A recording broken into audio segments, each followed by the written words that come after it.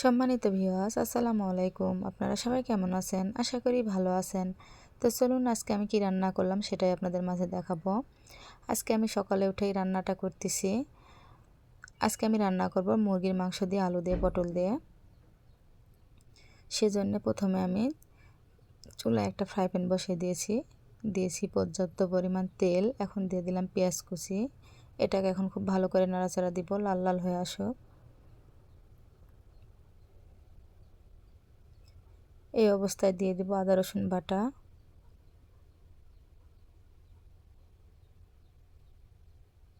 এখানে আদা রসুন জিরা তিনটা একসঙ্গে করে বাটা আছে। এখন দিয়ে দেবো হলুদ, দিয়ে দেবো মরিচের গুঁড়া, দিয়ে দেবো লবণ। এটা এখন খুব ভালোভাবে মিশিয়ে নিয়ে দিয়ে দেবো পানি।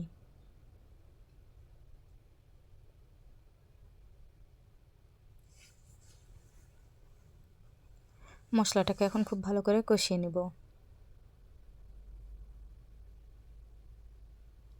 এই যে আমি আলু পটল ঢেলে দিয়েছি। এখন এটা ঢাকনা দিয়ে ঢেকে দেব।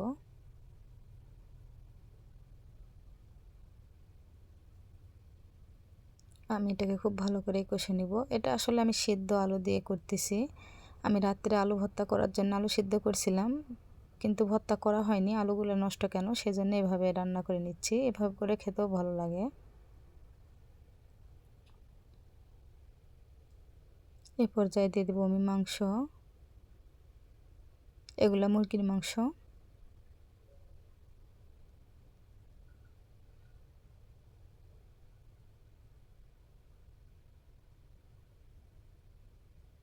খুব ভালোভাবে নাড়াচাড়া দিয়ে আমি পর্যাপ্ত পরিমাণ পানি মানে ঝোল দিয়ে দিব।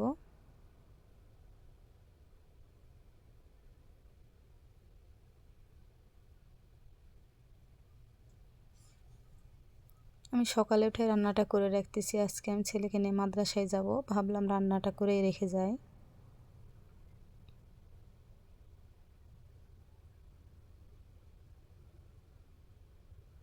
আমার ঝোল দেওয়া শেষ, সেটা এখন ঢেকে দেব।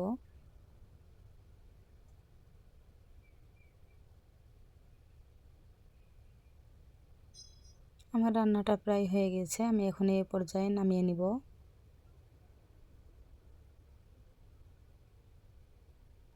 তরকারিটা নামিয়ে নিয়ে ওই চুলাতেই আমার ছেলের টিফিন বানাই নিব, নুডলস রান্না করে নিব।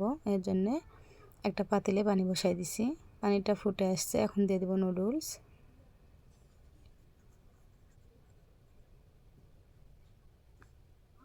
এখানে আমি মিস্টার নুডলস নিয়েছি, 2 প্যাকেট রান্না করে নিব। এটা এখন সিদ্ধ হয়ে যাক ভালোভাবে। আমার নুডলস সিদ্ধ হয়ে গেছে, আমি একটা চাকনির সাহায্যে ছেঁকে নিব। এখন এখানে একটা ফ্রাই প্যান বসিয়ে দিলাম, দিয়ে দেবো অল্প একটু তেল। এখানে আমি পেঁয়াজ বা মরিচ কোনোটাই ব্যবহার করব না। একটা ডিম ভেঙে দেব।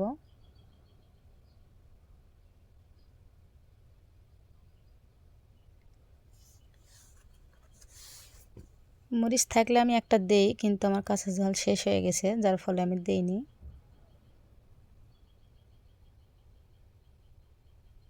দিয়ে দেবো স্বাদ মতো লবণ।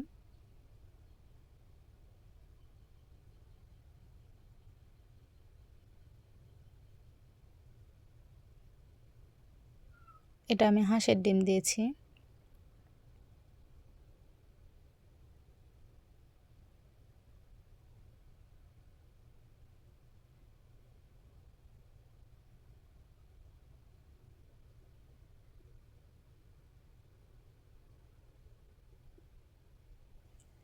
ডিমটা খুব ভালোভাবে ভাজা হয়ে গেলে এখন নুডলস ঢেলে দেব।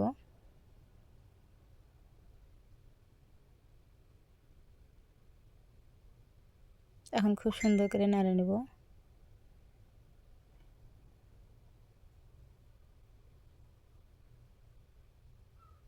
বেশি ভাজা ভাজা করব না, যেহেতু ছোটো বাচ্চা খাবে।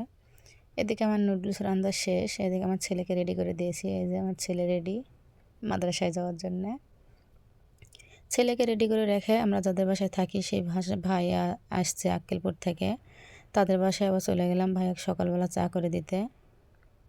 মানে ভাবি দেরি করে উঠে, যার ফলে ভাইয়াকে এগুলো রেডি করে দিয়ে আমি তারপরে স্কুলে যাচ্ছি। প্রথমে চা বসাই দিয়েছি।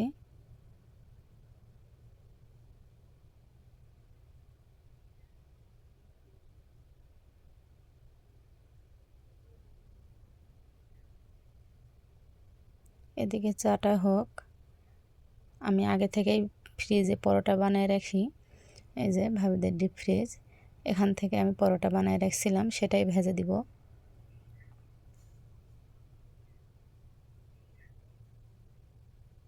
ভাইয়ের যেহেতু ডায়াবেটিস আছে, সেজন্য ভাইয়ের চিনি দিব না, সুগার দিব।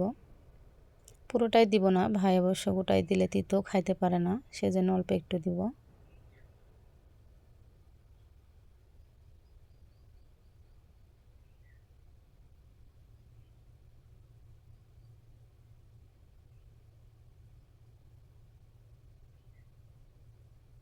ভাইয়ের চা রেডি, এখন 2টা পরোটা ভেজে দিব।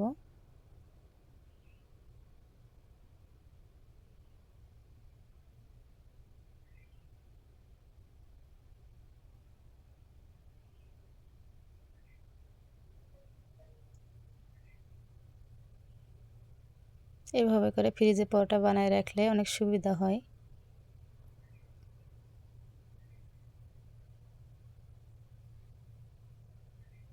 দিয়ে দেবো সামান্য একটু তেল।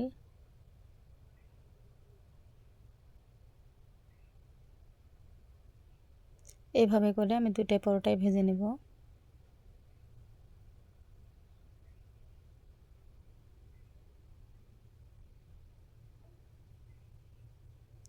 এখন দিয়ে দিব গরুর মাংস, এটা দিয়ে ভাই পরোটাটা খাবে, সেজন্য গরম করে দিচ্ছি। ভিডিওটা যদি আপনাদের ভালো লেগে থাকে, লাইক কমেন্ট শেয়ার সাবস্ক্রাইব করে দিবেন। এই যে আমি স্কুল থেকে এসে দুপুরের খাওয়া, যে তরকারি দেখেন ফাইনাল কালার।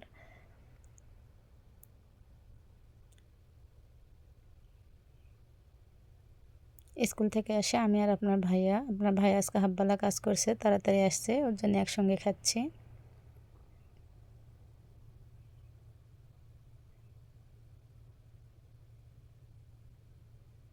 আজকের মতো এই পর্যন্তই। সবাই ভালো থাকবেন। আসসালামু আলাইকুম, আল্লাহ হাফেজ।